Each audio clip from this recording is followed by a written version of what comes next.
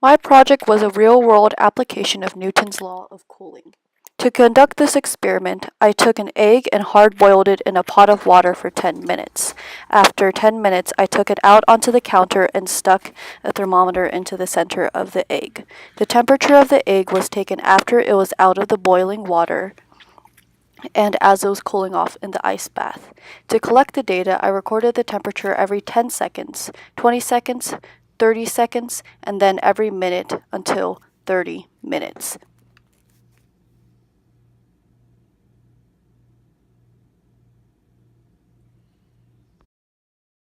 Created an equation for the problem using Newton's law of cooling.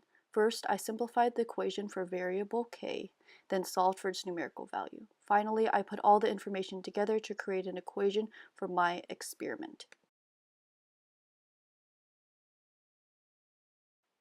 I used Google Sheets to create this data table. On the table, columns 1 and 2 is for recording and converting time.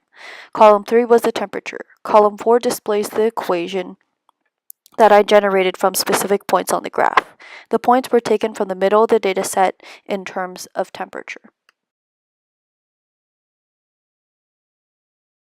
To create the graph of the data, I used the exponential regression function from Google Sheets. I chose for the graph to be a scatter plot because the data would not fit on a perfect exponential curve.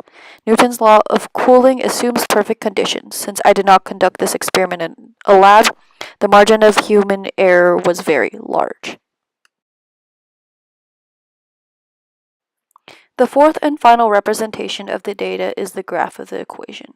Since I knew that the graph would not fit perfectly onto an exponential decay curve, I wanted to use the equation I generated and graphed it. I did this to see how it would compare to the graph of the data.